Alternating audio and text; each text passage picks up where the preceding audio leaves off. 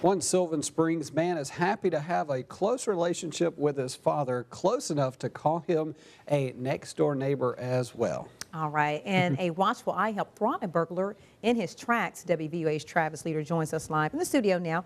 And I understand, Travis, it all happened when the burglar tried to get into a car.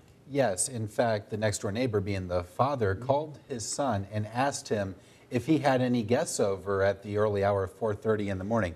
Now, the son's answer was no, and he realized there was an unwelcome intruder on his property.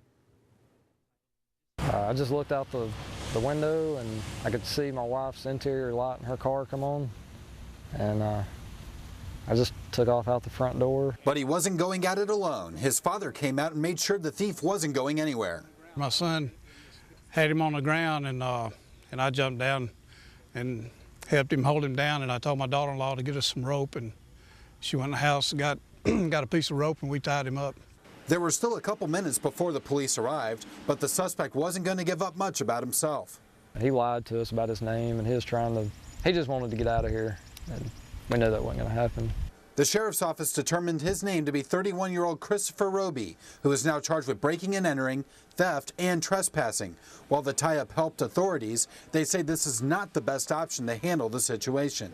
No, I would not recommend that for anyone. My recommendation to anyone that finds themselves in a situation is to call the police. But you can call this act a moment of fatherly instinct.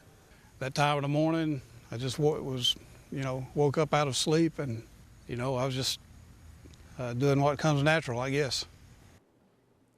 Now, when we last spoke with authorities, Roby is still in the Jefferson County Jail with bonds totaling more than $20,000.